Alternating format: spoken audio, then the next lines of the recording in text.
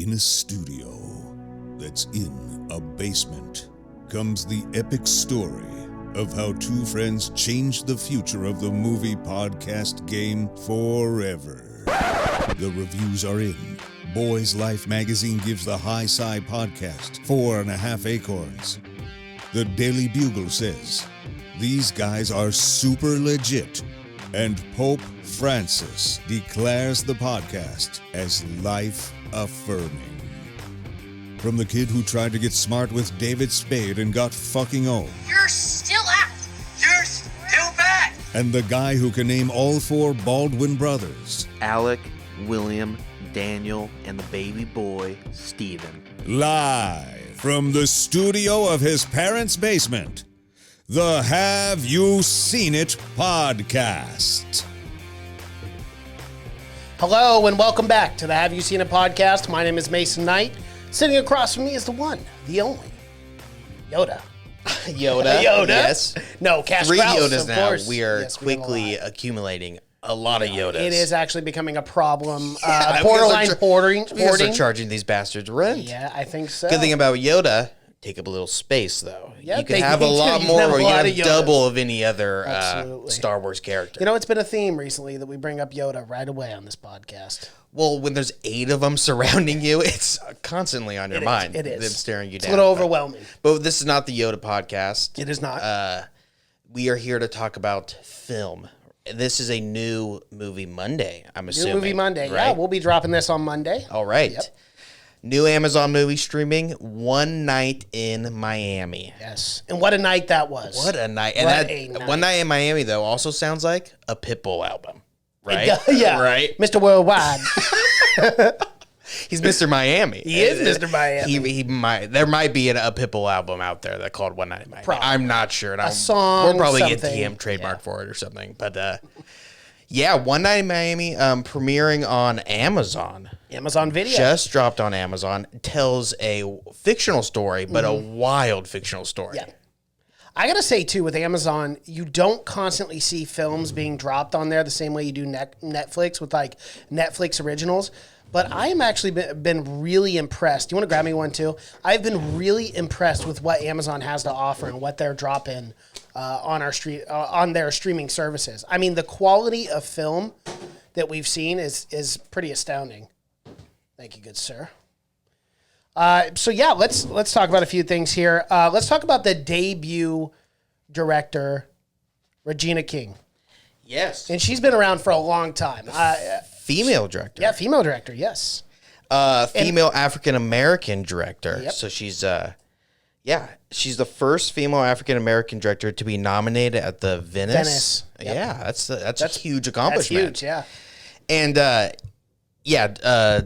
it deserved it. I mean, deservedly so, I'd have to say. Yeah. Yeah, I would say so. This film was, like you said, Amazon is dropping. They don't drop nearly as many films as Netflix sees it. Netflix not is even just close. fucking rattling them off. But like you said, the quality is not. Amazon has a much higher quality, a much higher bar than Netflix does.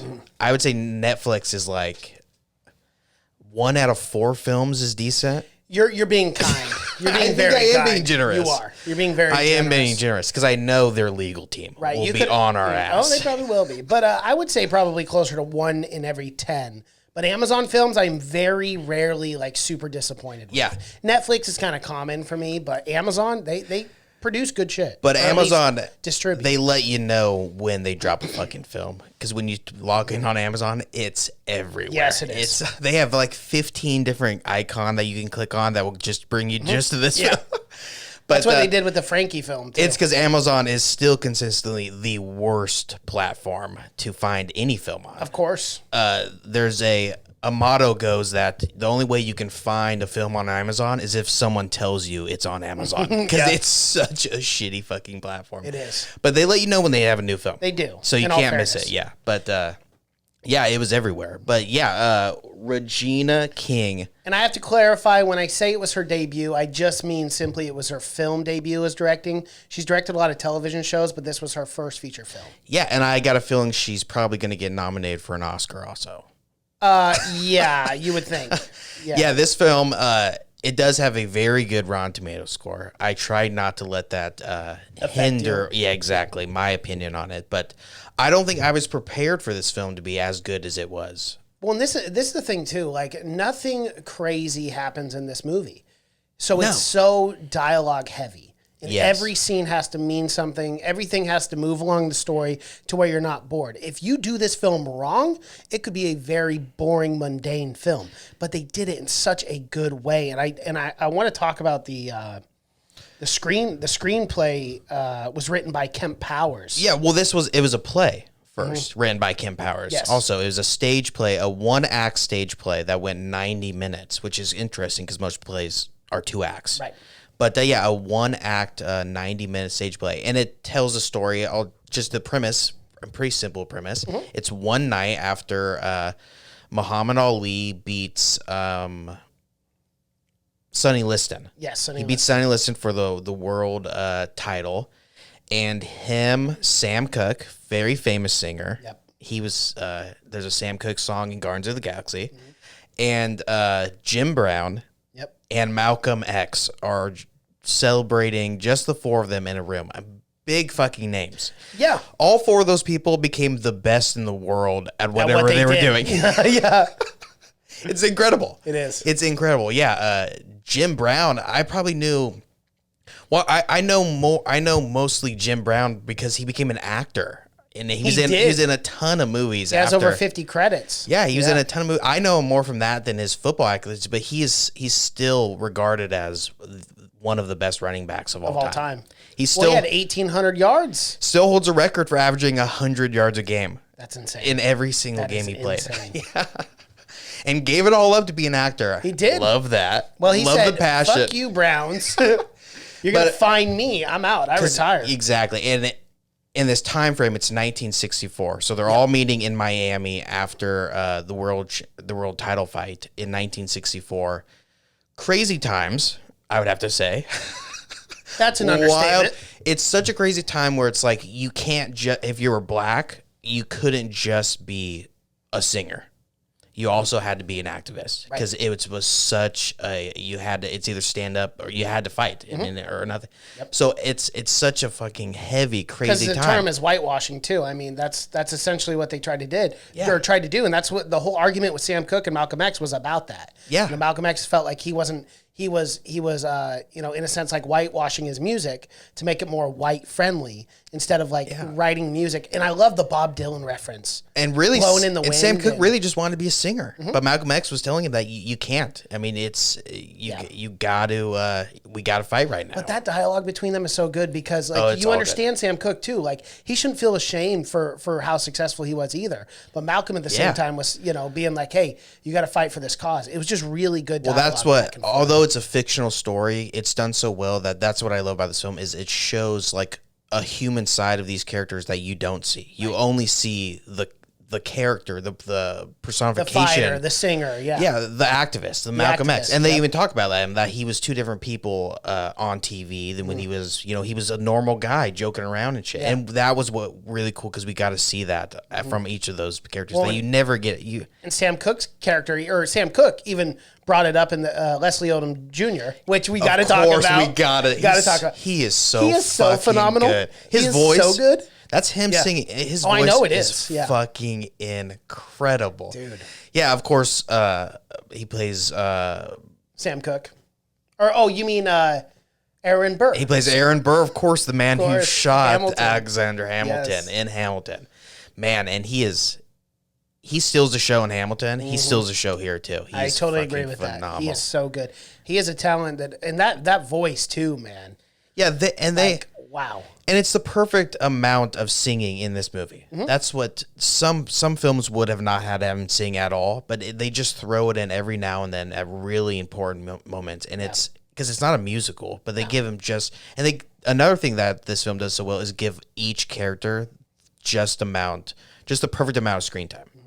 You don't feel like you're missing out, like you should have seen more Ali or more Brown or anything. It's the perfect amount of screen time for everyone. Yeah. I agree, and that's something they did well too. I want to talk about this because we talk about it a lot in like Indian cinema and how late a title card comes in. I had to pause it because the title card came in at 17 and a half minutes, which is quite a long That time. is a long time. And I love the opening to this because you get to individually see all 4 characters before they meet up in a room. It really is great writing. And like some of those scenes are heavy. Well, Like, it's just they start light and end real fucking heavy. These guys, they were friends in real life. Yeah. They were all acquaintances and friends, but they were at 1964. They were all at this kind of turning point in all of their careers. You know, Brown was thinking about doing acting. Yep. Malcolm X was about to leave the Nation of Islam. It's a crazy time. Yes. Sam Cooke was battling with having other people sing his music instead Like of the him Rolling being Stones. more successful than having white people sing his stuff because it's more successful and stuff like that. And Ollie was becoming world champ at 22, so it's and about to join the Nation of Islam. Could you imagine this being champ at 22? That's crazy. Imagine being Sonny Liston, who is still regarded as the hardest hitter in boxing of all time. Everyone says that he hit harder than fucking Ollie was 7-1 underdog. And he made him quit. What? He quit 6th round. That's wild. Yeah, it is.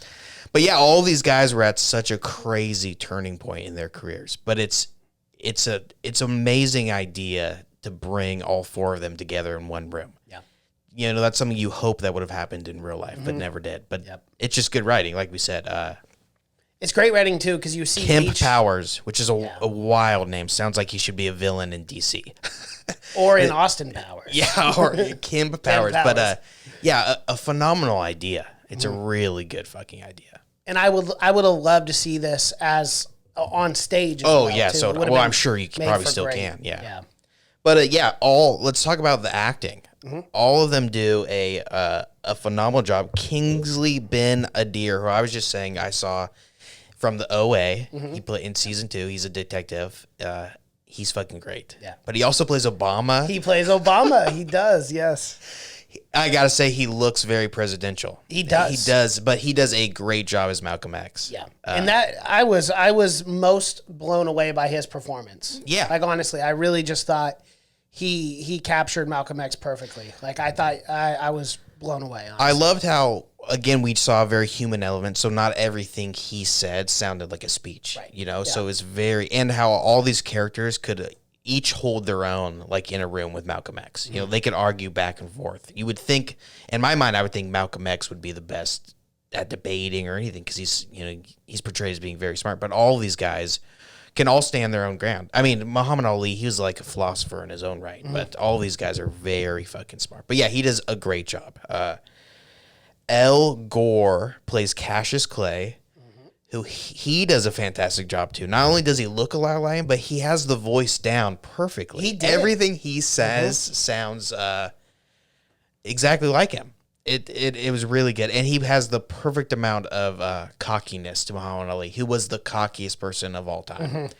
He spent more time in the ring fucking talking than he did fighting, and we saw early on, which I don't think he got knocked out. I don't think that was against Cooper. Yeah.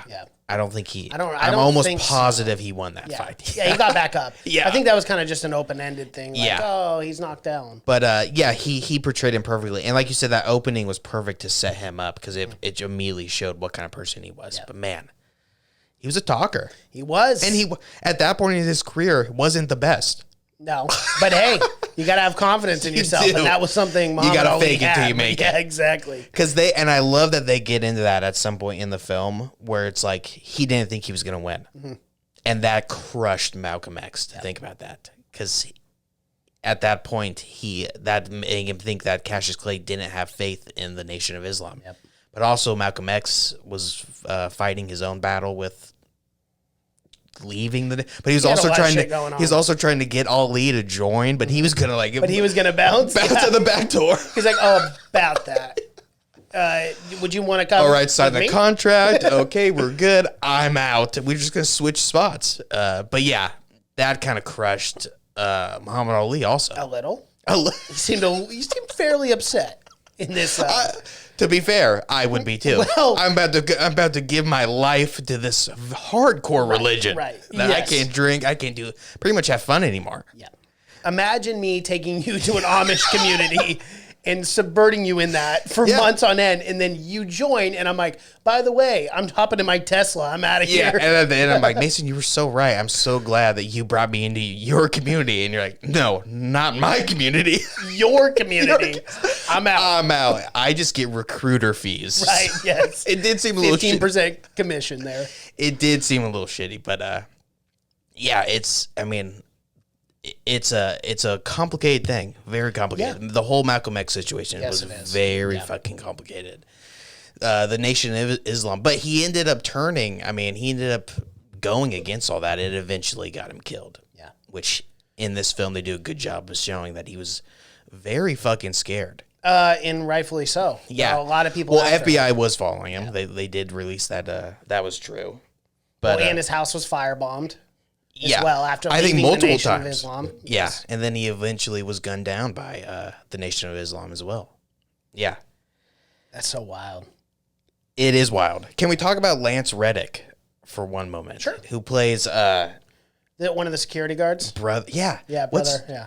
Seeing him in a hotel, it's very comforting for some reason. He's very good he's being typecasted as guys that only play parts in hotels. And John Wick, he's the fucking. Oh, that's right. Yeah. yeah, he's the guy. He's literally playing the exact He's part. the concierge or whatever, the Yeah, the guy at the concierge, front yeah. desk. Yeah. Yeah, he's playing the exact same fucking role. That is right. That's funny. But yeah, he's very good in this. He plays kind of a crazy role too, where he wasn't really working for Muhammad Ali. He was working for the Nation of Islam. He's going to be in Godzilla versus Kong, which I should tell you right now, that got moved up to March 27th. I saw. Pretty excited Can we about say that. it got moved up when it got delayed? Delayed, so really, you it's a know, year whatever. after. Yeah, I wouldn't. But yeah, that is cool. Yeah. Yeah, that's awesome. He's good in everything. He's fucking awesome. But yeah, and Aldous Hodge plays Jim Brown, who he has the craziest opening out of everyone. Mm-hmm. When he goes to the fucking, I don't even know who that guy was. So that was a family friend who was Yeah, who had some a- fucking family friend. Well, can you call him a family friend if he won't let you in his house? Yeah, and calls you terrible. Yeah, no, you cannot. But that was wild. that wasn't was, it? bro, my heart dropped because I was not expecting that. Again, They were so great- fucking nice to him. I know, great writing. Where I'm like, wow, in the South, these people embrace. It's not all bad. It's Yeah, not I'm all like, bad. well, there are good people in this. Nope. I should have known why they were like, let's just meet out here on the porch. I know, yeah, we should have put two and two together. Goodness gracious. But like, he's like, yeah, here, let me help you with furniture. And then he drops the bomb, and I'm just like, oh my God. It really puts things in perspective, though. Yeah, like you said, it was holy the fuck. perfect opening for a film because it just set them, and that that set Jim Brown's character up for the entire movie. He was battling with that. I mean, because that's really the main reason why he quit football because he was missing camp and they were finding him and shit, and they wouldn't give him a break for shooting a film, and he said, "Fuck it, no one's gonna." And not only that, but he said this time and time again in the film that he goes, "They only love me because I'm the best at what I do. But as soon as I do not become the best at what I do, they want nothing to do with me." Yeah, And that imagine. and his defense, that's why he started acting because he needed something to fall back on. Yes. I mean, imagine just the pressure, like Muhammad Ali or a Sam Cooke or any of these guys, just being the best at what you do. But then the added effect of living in 1960s America while being black. Like, imagine that pressure on top Oh, you're of the that. greatest in the world at what Yes. but you still get treated like a guy won't let you in his house. Right. Yeah. And you're offering to move furniture too. You're trying to help him. Yeah. And you have the audacity to do, yeah.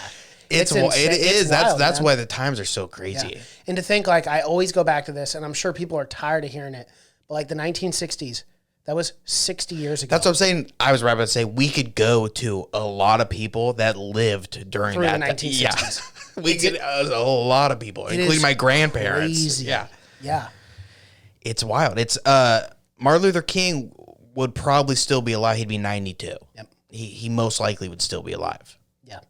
It feels because we didn't live. It feels like a lifetime ago. And they do some tricky shit too. No, seriously. They if do. you watch the footage, Oh, yeah.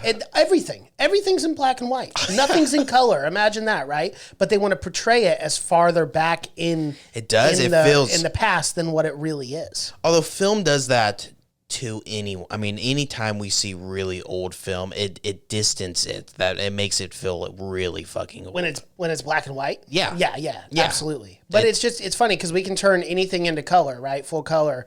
But a lot of that footage, like you go back and watch a lot of Malcolm X videos and stuff. Yeah. At least half of them are still in black and white. And Yeah. you're like, well, I've seen some Martin Luther King stuff in color color. and stuff. Yeah, so have I. I just don't know how much people really want to color riots. I mean, not riots by the police. Protesters getting hosed and shit. Right. It's a heavy thing to want to just sit down and take a lot of time to color. It would. In all fairness, there's a lot of stuff to do. Yes. You got to go frame by frame, and you're just seeing fucking people get beat to death by fucking police and shit. I mean, it's a heavy thing you want to color. Yeah. But yeah, it does. I mean, like you said, it's not that far, but it feels like it was 200 years ago. Yep. But yeah, it's crazy. Yeah. 1964. Rough time. Something that is cool, though, Miami was always cool. Miami was always the place to be. It doesn't matter what time period. 1964 Miami is fucking cool for sure. But yeah, it was a crazy time. But this is the perfect movie to film COVID because it's almost all taking place in one room, the hotel room, and even when it's exterior shots are all on a roof or something, and it's just 4 guys. So this is kind of the perfect movie to film right now. It is. But yeah, I wonder if it's going to be allowed to be nominated for an Oscar. It should. I think it meets the deadline. I think the deadline was pushed back to February. Yeah, you're right. And I think it was released at Venice early too. Right. So I think technically that's going to be the release. Oh, wow. December 25th is when September 7th for Venice, but then released like in limited theaters December 25th. Yes. But limited, depending on what theaters are open in which state. It can, yeah. There was... the cinematography was great in this film also. It was. There were some great scenes. I love the scene when Malcolm X and Sam Cooke really go at it. Because they're really kind of opposite characters at this time. But I love the scene when they're talking about when he had to go follow up Jackie Wilson or whatever, and he cut the power. Yeah. Yep. That's the thing, is one thing you would think this film would be a lot like more depressing. But at times it could be very light and very funny too, and very just heartwarming, you know. But I love that scene when he cuts the power and he has to just sing without the power, and he gets everyone else to do it. Well, Malcolm X was ready to bounce. His security team, brother whatever, was ready to bounce. He's like, we got to get out of here, Because the place was about to turn into a about riot. to explode. But damn, Jackie Wilson. Hey, man, just a stomp, clap. Let's go. Yeah, that scene was awesome. Anytime Sam Cooke sang, it was a really good fucking yeah, especially the ending too. I forget what show he's on. If it was some late night show, who would that have been back then? There's so many late night shows in the 60s. Yeah. I don't know. But the song he finally sings about being born down by the river. Yeah. Yeah. That was a powerful moment. And that called back to another really good scene about the Bob Dylan song. Blown in the Wind. Exactly. Yeah. About how that song did so much better than his, from when it came from like a very real place. Yeah. But then he finally starts singing like real music that comes from his heart instead of songs that you would have to sing at the Copacabana, which those bastards. You got what a shit crowd. What do they want? Crowd. I don't know. It's probably 3 p.m. What do they want, a wild or so? I don't understand. They're 68 years old. These fucking... Where do you gotta be? Why are you in a bad mood? You got a limited amount of life. Why are you grumpy? Like, just enjoy it. Yes, you are living in God's waiting room. At any time, these fuckers could croak, and they got Sam. They gotta go. Yeah, they got places to be. It's 4:30. They gotta go to dinner. The audacity. It's wild. It's wild. But Sam Cooke just couldn't catch a break. His dream was to sing at the Copacabana, and he gets he gets some Nazis in there. I would say so. Some paperclip people, I don't know what was going on. I mean, the singing was phenomenal. It was nothing to complain about whatsoever. They need that Rolling Stones. Old crowd they think would have been eating up. They needed the Rolling Stones. They did. They said, this shit again? No. We're out of here. Oh, yeah, we can't handle this. But, yeah. Poor Sam Cooke. Sam Cooke died in a crazy fucking way. Have you ever... It was some random shooting at a hotel, or motel, I should say. It's motel. wild. Yeah, it's fucking... He died like 10 months after the date of this, because this was taking place in February. Yeah. He died in December of that same year. The lady that shot him, like... I know very little about it, but he had like a manic episode or something. He was banging on the door of the manager's office at a hotel room, and the lady was freaking out. Oh no. And he was completely naked except he had one shoe on. Yeah. And so that kind of makes you think he was going through something that but he was banging, like asking about if a girl, like, where's the girl? He thought a girl was kidnapped or something. I don't know if he had a girl with him. The lady just he burst through the door and he shot him in self-defense. Oh, no. Yeah, shot him right in the heart. I wonder if it actually was... I don't know if drugs were involved or not. Well, or I just wonder if that lady made up the story. I mean, allegedly. I don't know. I know the lady was on the phone with the manager of the hotel, and she heard the whole thing. Oh. And yeah, and she heard that. Yeah, I guess he was banging on the door for like 10 minutes. Oh, jeez. But who knows? Yeah. Yeah, that's rough. It is. That's rough. That's a bad way. It's a crazy story. I mean, I'm sure I glossed over a lot of details. Oh, we're not historians by any stretch of the imagination. But yeah, that was 10 months after the events of this film. Yeah. Which is fucking all of these. The only one out of any of them is still alive is Jim Brown. Yep. Muhammad Ali passed away. It's been a while now. Yeah. It's been a while. Yes, it has. I remember that day, dude. I remember that day and just everyone being like, the great Muhammad Ali passed away. It was like worldwide. It was, yeah. He was not doing well, though. Yeah. I mean, for like his last 30 years. Didn't he have Parkinson's or he had something? Well, he had Parkinson's. Yeah, it was Parkinson's. From getting hit in the head from boxing that almost every boxer gets. Yeah, he was not doing well. Probably had some CTE too, that was undiagnosed. Well, Parkinson's is brain damage, so. Yeah, so they go hand in hand. Yeah, so I think you could call that CTE, yeah. But, he died, and Jim Brown's still kicking, though. I've seen Jim Brown in a ton of movies. Mm-hmm. He's in The Dirty Dozen, which is like one of the greatest war movies of all time. That was like one of his first movies, besides the one that they talk about in the film. Yeah. Which is where he plays a buffalo soldier. Yes, he does. That's right. He gets killed. Something about Confederates or something. Yeah, which I've never seen. It's an old Western. But he did a bunch of Westerns. Yeah, he did, actually. He's a decent actor. I love how, who brought it up to him? Was it Malcolm? Or I think it was Muhammad Ali. But he was like, oh, what? They're going to kill off the black character? Yeah. I was like, halfway through. That was a trope. That was. It was. Yeah.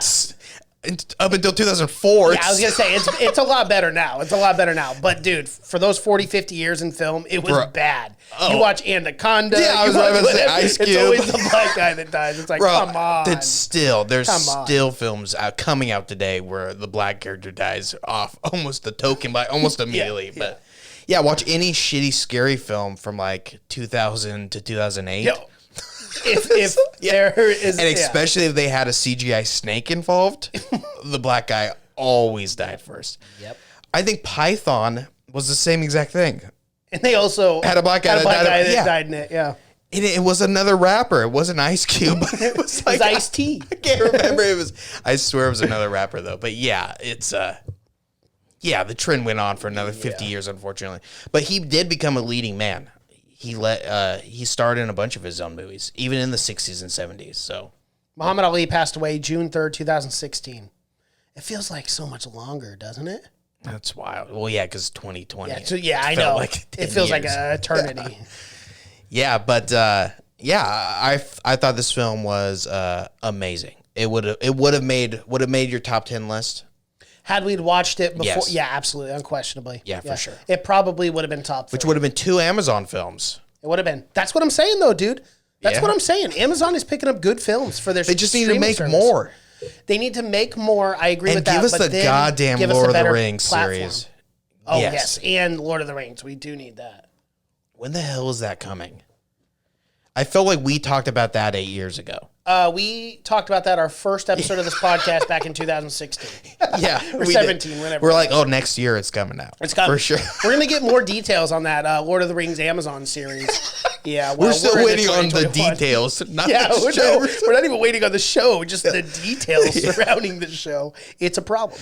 They are, when you have, what is it, $160 billion, Jeff Bezos, he's got no pressure on him. And he doesn't have a very good timetable. He's like, fuck it, put it together whenever you can. Yeah, he's got he's the boss. I mean, there's no one putting pressure on that guy. So he's like, yeah, take your time on it. Lose your lucrative job. Yeah, Netflix, on the other hand, Popping out too fast.